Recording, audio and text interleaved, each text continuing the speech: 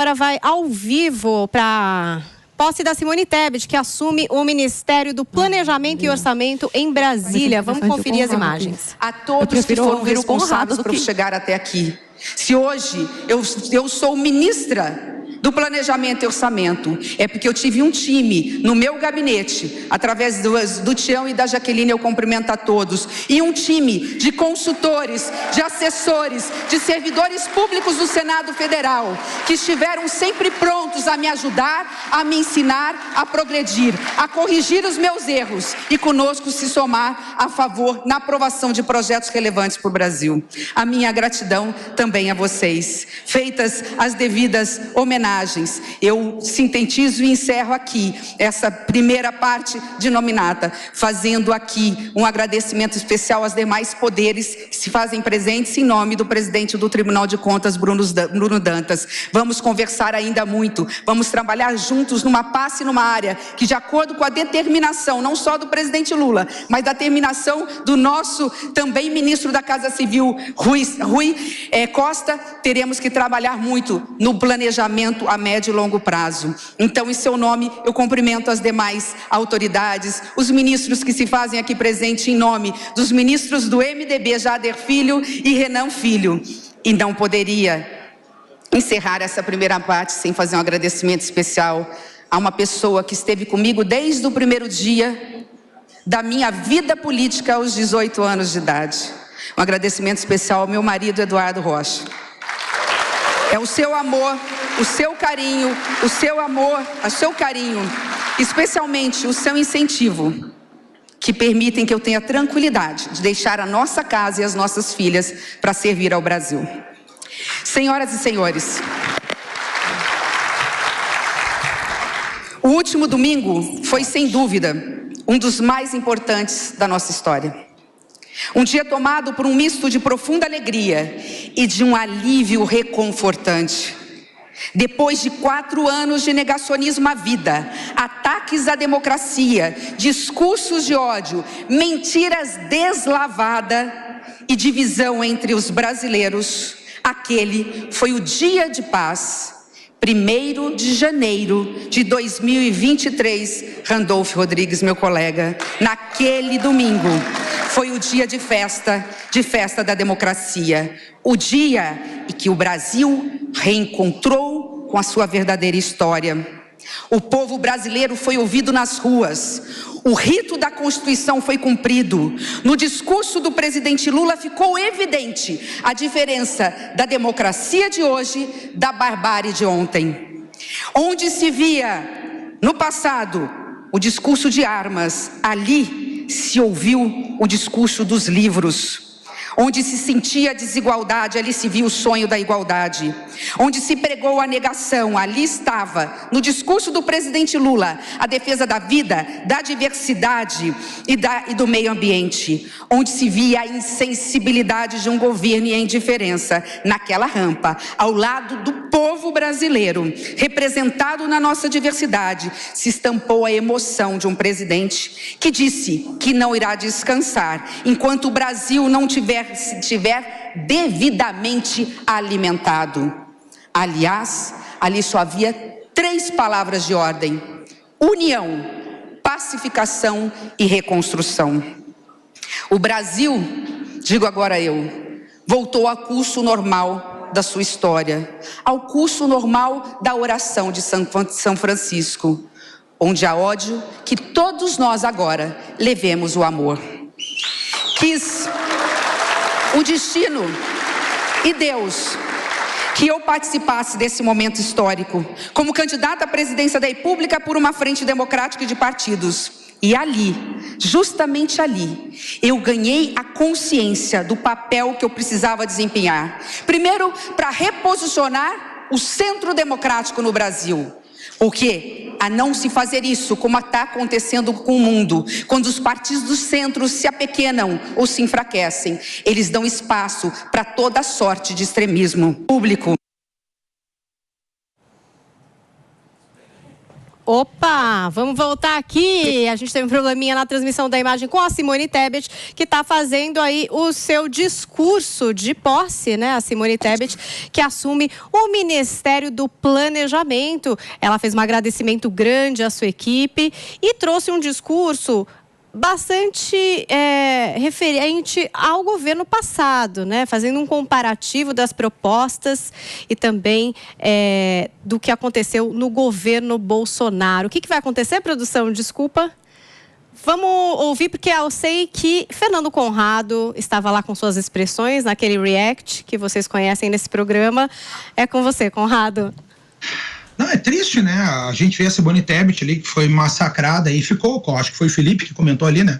Parece quando tu vai escolher os times de futebol, cada um escolhe e sobra um no final lá, o podre. Ah, o podre, ok, fica tu com ele aí mesmo. E foi que ela pegou aí, a última cadeira, pegou a cauda do cometa, já que passou a posse pendurada no pincel sem saber para onde vai. E aí vem essa narrativa dela, né? Dizendo, mas ela mesma falou que ela tá sendo cancelada lá no estado dela, que foi uma traidora, ela era do governo Bolsonaro, né? Chegou ao poder através do Bolsonaro, fazendo propaganda do Bolsonaro, agora já mudou de lado rapidinho, né, meus amigos, para tentar se manter no poder. E aí vem falar com essa narrativa de destruição, essa narrativa, que é a narrativa que o PT vem fazendo, de que o Brasil é terra arrasada. Meus amigos, pergunta para qualquer comerciante que tu vê na tua rua, como é que foi o Réveillon dele, como é que foi o público consumindo. Esse é o rescaldo do que a gente teve do governo anterior. A partir de agora, faz comparação do Réveillon que vem. A gente só precisa do lapso de tempo, né? Espera até o ano que vem e pergunta, qual é que foi melhor? O Réveillon desse ano ou o Réveillon do ano que vem? Eu espero sempre o melhor, mas eu sou um realista. Sou um realista otimista, mas sou realista. Pergunta se não foi o melhor Réveillon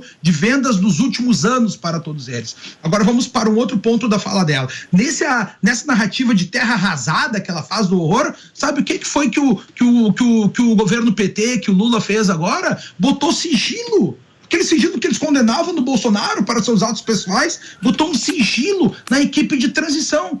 A gente não vai saber que números são esses de terra arrasada. Nós, cidadãos comuns, não vamos ter acesso. O Lula disse que vai distribuir para os ministros do STF e para seus ministros, né? Mas nós não vamos ter acesso. Não vamos ter acesso a saber quem são as pessoas que fizeram esses estudos, para saber a impressão digital de cada uma delas nessa grande narrativa. Tá tudo bloqueado.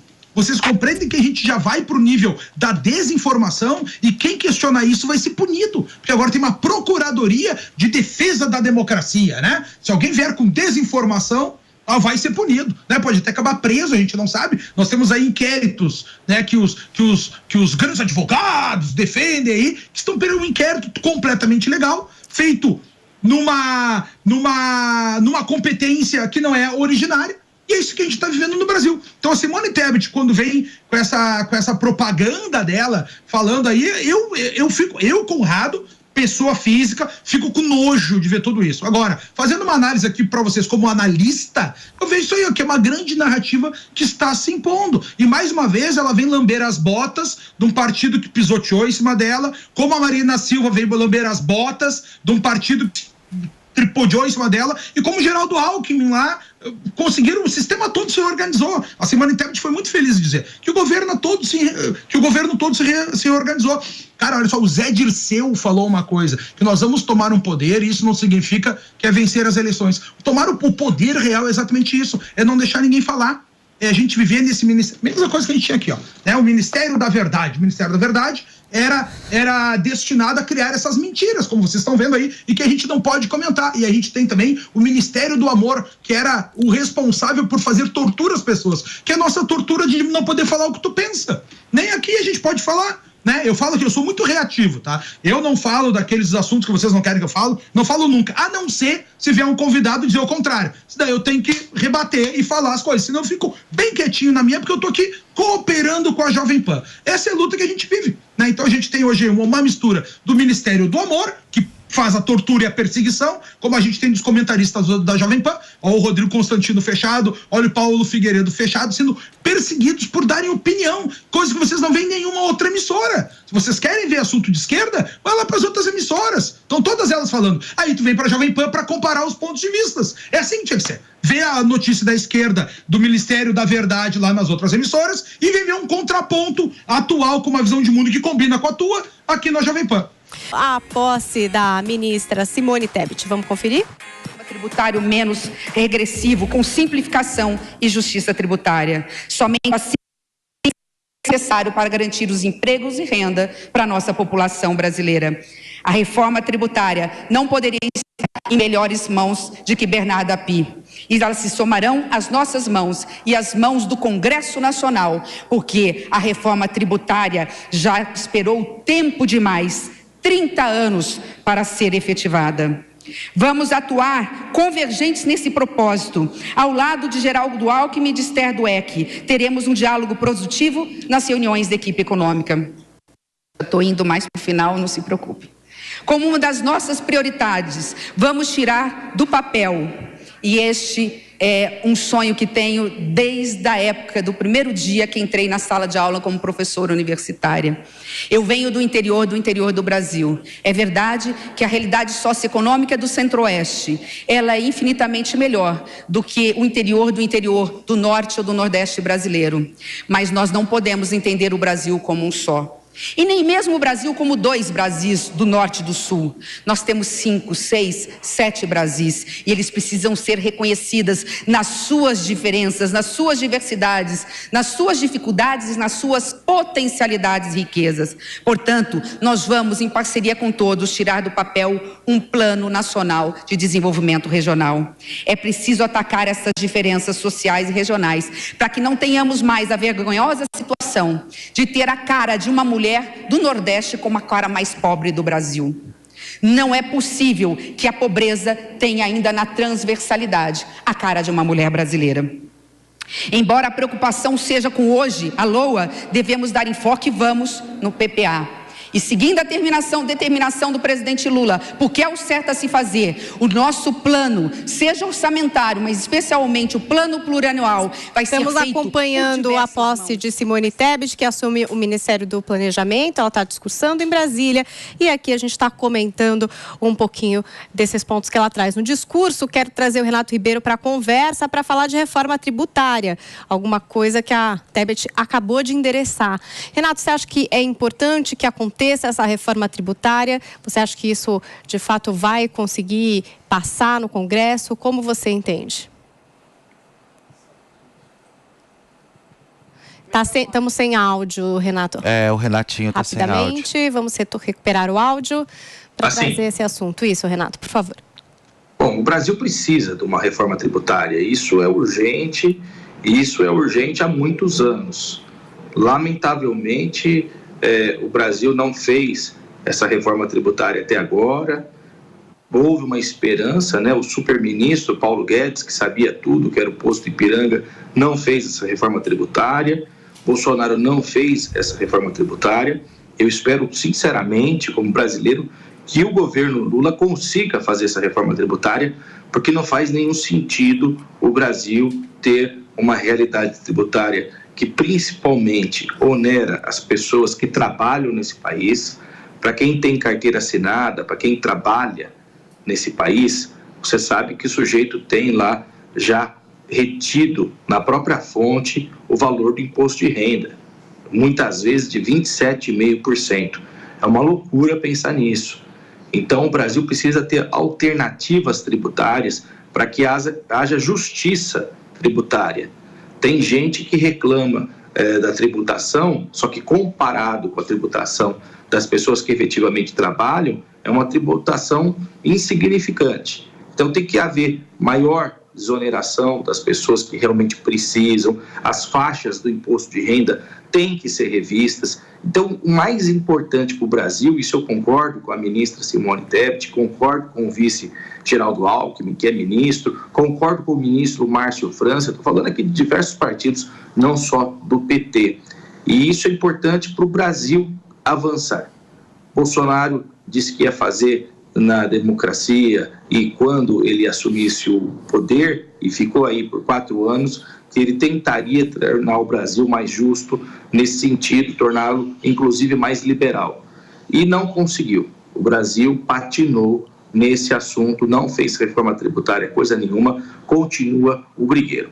E eu acho que isso daí, só que ele tem que falar o seguinte, não é nojo, eu vejo o comentarista ali rindo tal, e disse que estava com nojo, que devia ir para uma outra emissora tal. Eu acho que eu não uso esse tipo de linguajar para me falar sobre a ministra Simone Tebet. Não falo que ela é lambe-botas, não falo em nojo.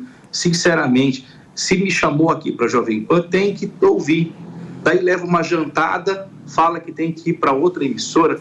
Isso eu sinceramente lamento muito, mas voltando a falar, é um discurso da ministra, um discurso que é um discurso democrático, é um discurso dizendo o seguinte, acabou com o dá que eu te dou outra, acabou com aquele negócio de negro ser medido em arroba, acabou com esse negócio de não sou coveiro, é isso aí que nós estamos vendo, por isso essa coalizão, por isso esse número tão grande de partidos que apoiaram o presidente Lula e não existe nenhuma incongruência em relação a isso. Marina Silva, Alckmin, Simone estavam em outros campos ideológicos, diferentemente do presidente Lula. Isso daí ficou muito claro na campanha. Eu nunca imaginei ver a FEBRABAN, eu nunca vi a Fiesp do lado de sindicatos e tudo mais, assinando os manifestos que assinaram, especialmente lá na Faculdade de Direito da USP. E apareceu esse documento. Então é muito importante esse tipo de entendimento. Eu espero, como cidadão brasileiro, que as pessoas comecem a simplesmente torcer pelo Brasil. Tem que ser um realista, sim, um realista otimista, sim, só que tem que ser um realista otimista com informação, que seja informação de verdade. E, infelizmente, olha, eu lamento muito meu colega aqui hoje de comentário não fez isso. Que está acompanhando a posse da ministra Simone Tebet. Vamos conferir mais um trechinho do discurso de Simone. Terra linda e abençoada, da cidadania, da igualdade, da diversidade e da dignidade do povo brasileiro. Muito obrigada. Está encerrado o discurso de posse da Simone Tebet, que assume o Ministério do Planejamento. Eu sei que Fernando Conrado quer falar e quer comentar. Queria que você trouxesse, Fernando, qual o seu ponto de vista a respeito da necessidade dessa reforma tributária, que foi um dos pontos aí do discurso da Simone Tebet.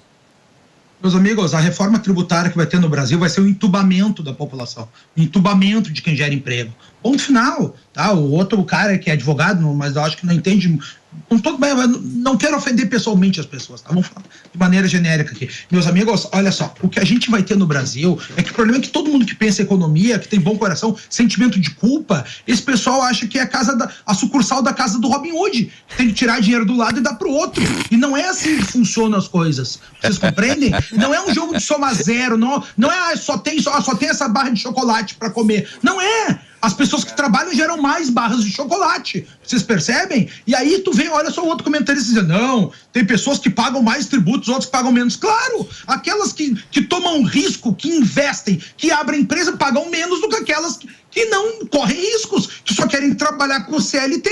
O problema que a gente tem no Brasil é que a gente paga 27%, o cidadão comum, né, paga 27,5% 27,5% de tributação direto no imposto de renda, e esse dinheiro todo vai para o poder público e volta em serviços de má qualidade e desviados pela corrupção. Se eu tivesse que dar 1/3 do meu dinheiro, mas tivesse segurança, saúde, educação, mas é óbvio que eu dava. Onde é que eu assino? Pega 1/3 do que eu tenho, mas me entrega produtos de verdade. É isso que a gente queria. Só que a gente não tem isso no Brasil. Vocês percebem? E aí o problema que acontece, qual é que vai ser? O que vai acontecer? É a Revolta de Atlas. Outro livro que eu sugiro para vocês lerem. É meio longo, meio chato. A Ayn Rand não escreve bem, mas lê só os discursos ali no meio, tá? O que é? É quem gera emprego parar de trabalhar. Porque se a minha tributação, eu que corro risco, vai ser a mesma daquele que não corre risco, eu não vou correr risco. E aí quem é que vai gerar emprego? Quem é que vai gerar dinheiro? Vocês compreendem? Por isso que esse sistema é autofágico. Por isso que o Haddad não entende. Nós vamos tirar dinheiro, botar os empresários na lista de aumento do imposto de renda para dar dinheiro para quem está passando fome. Não é assim que funciona. Tu tem que facilitar a vida exatamente de quem gera emprego para sobrar dinheiro. Daí tu vê o outro cara, advogado, e também, o Bolsonaro não fez nada e destruiu os planos liberais. Só um minutinho, Conrado, antes de você concluir. 11h31, recebendo todo mundo que acompanha o nosso Morning Show pelo rádio. A gente está repercutindo repercutindo um pouco das falas da Simone Tebet, que assumiu hoje o Ministério do Planejamento, que falou bastante aí de reforma tributária. Fernando Conrado concluindo o seu raciocínio, por favor. Eu vou trazer um conceito para vocês entenderem aqui como é que funciona. Tem um conceito da economia chamado curva de Laffer, que é o pensamento ideal de quanto é que eu posso cobrar do cidadão em tributos, e o cidadão vai se dispor a pagar e não vai sonegar, não vai evadir o dinheiro, captou? Isso a gente conseguiu com o governo Bolsonaro. Isso era um conceito da economia discutido mundialmente, muitas pessoas não sabiam se ia dar certo ou não. Poucos lugares tiveram isso. A gente teve aqui no Brasil redução da carga tributária. Quanto mais, vocês viram o imposto da gasolina baixando, impostos foram zerados, videogame foi zerado, compras não sei o que, do jet ski foi zerado, muita coisa zerada. No momento que a gente teve isso, meus amigos, o povo começou a pagar, começou a sonegar menos. Começou a não fazer elisão fiscal. A gente sobrou mais dinheiro. A gente bateu o recorde de arrecadação. E aí, quando tu bate recorde de arrecadação, aí tu pode fazer o Bolsa Família. Aí tu pode dar um auxílio de R$600, como o Bolsonaro fez. É essa lógica que a esquerda não entende. Porque eles, se entendessem de economia, eles não eram esquerdistas. Tu percebe isso? Então, vê esses caras falando essas coisas. Eu vou jantar fulano aqui no programa. Não é isso. Os caras não entendem. Se eles entendessem, eles não eram esquerdistas. E aí eu tenho que ficar perdendo meu tempo tendo que dar essas aulas aqui para vocês, em vez de a gente estar discutindo os assuntos de crescimento humano. Okay. Eu fico bravo. Calma, não fique bravo, não, porque eu vou trazer uma